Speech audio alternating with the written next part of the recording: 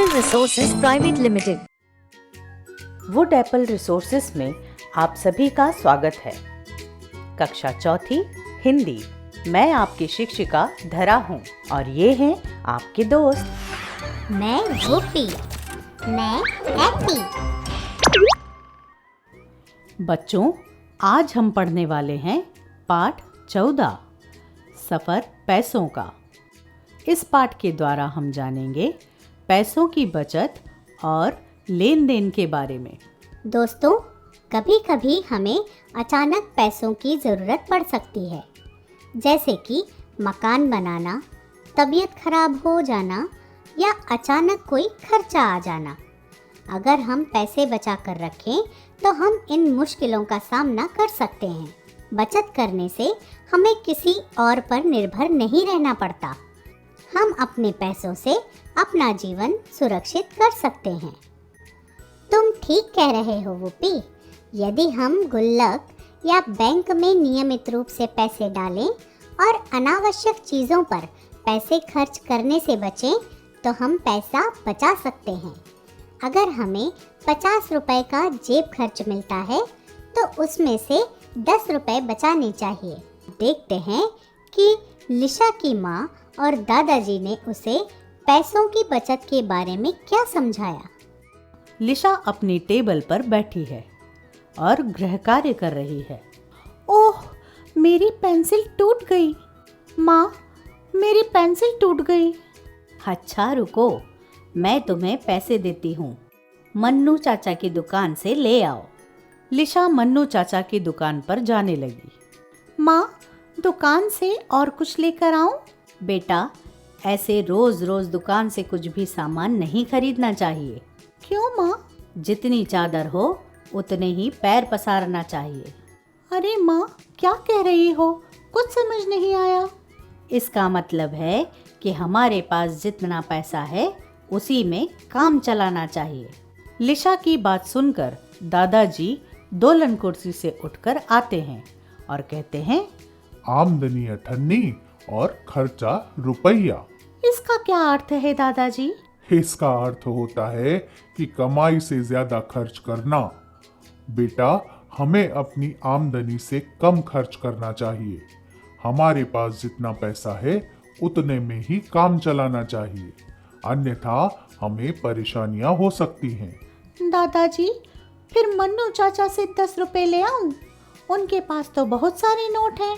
नहीं लिशा, आओ मैं तुम्हें बताता हूँ। सफर पैसों का। मन्नू चाचा ने तुमसे तथा दूसरे लोगों से जो पैसे लिए उन्हें इकट्ठा करके बैंक लेकर जाते हैं। बैंक कर्मी उन पैसों को उनके खाते में जमा करते हैं। बैंक में पैसा पूरी तरह सुरक्षित रहता है। तुमने मन्नू चाचा को पैसे दिए और बदले में उन्होंने तुम्हें पेंसिल दी। आसान शब्दों में अगर तुम्हें बताऊं तो पैसे दिए या लिए जाने को पैसों का लेन देन कहते हैं। लेन देन दो तरह से किया जाता है, अर्जन और भुगतान। अर्जन का अर्थ है पैसे प्राप्त करना और भुगतान का अर्थ है पैसे देना। मतलब दादाजी, मैं समझी नहीं। देखो लिशा, मैं तुम्हें त्योहार और जन्मदिन पर पैसे देता हूँ और तुम्हारी माँ और पिताजी को हर महीने वेतन मिलता है।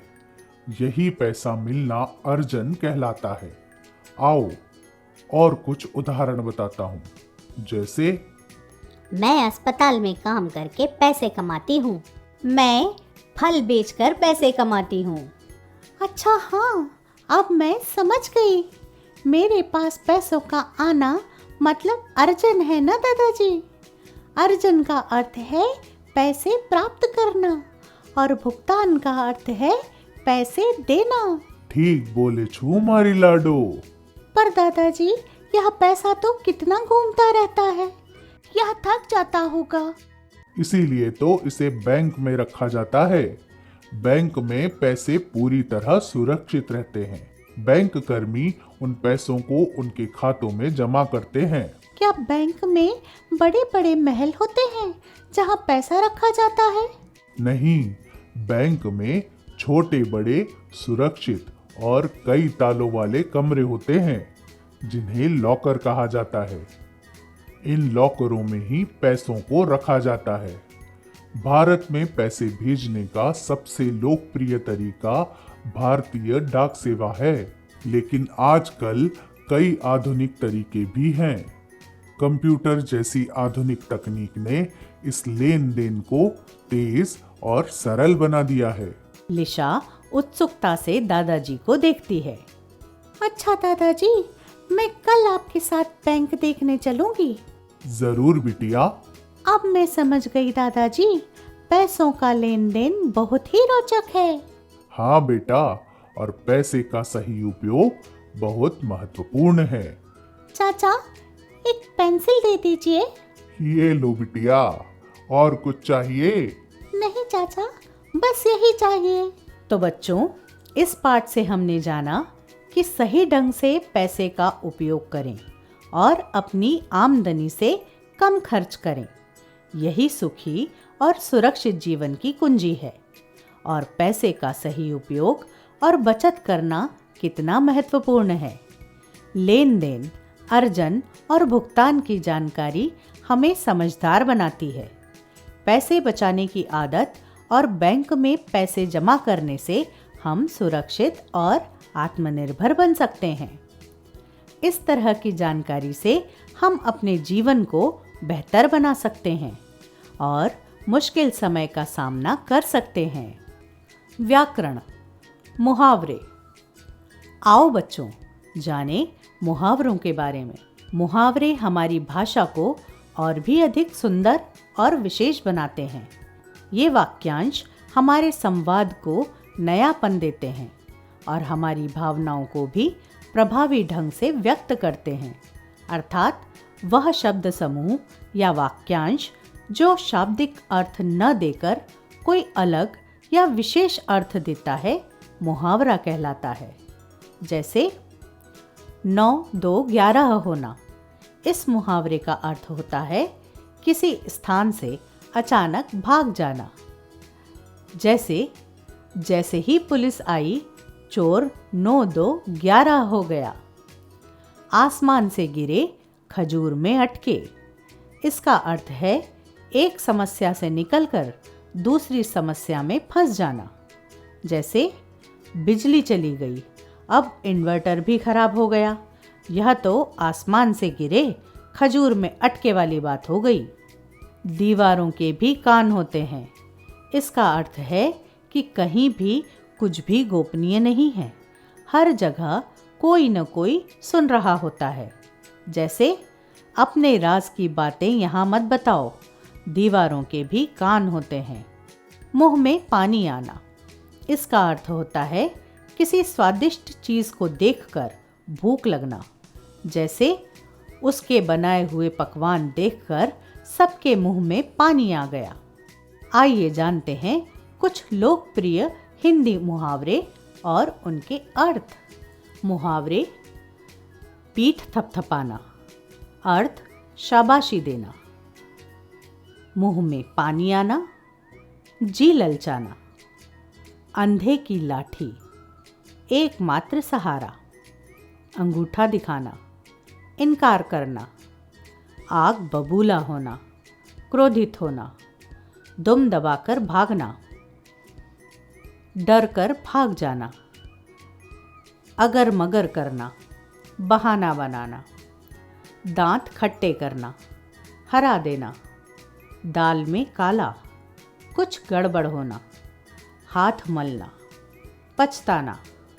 कान भरना, शिकायत करना। आमदनी अठन्नी, खर्चा रुपया। आय से ज़्यादा खर्च करना। जितनी चादर उतने पैर पसारना। आवश्यकता अनुसार खर्च करना।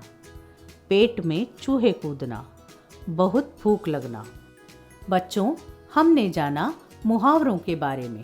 अब हम जानेंगे अनेकार्थी शब्दों के बारे में।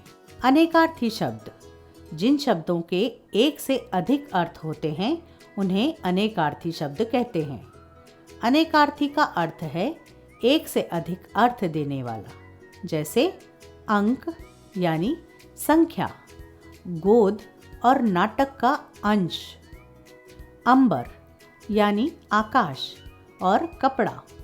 पर अर्थात पंख और पराया। घन बादल, अधिक और हथौड़ा। जल यानी जलना और पानी।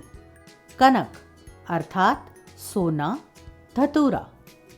आम अर्थात फल, साधारण, मामूली। नाग यानी सर्प और हाथी। बेला यानी एक फूल और समय।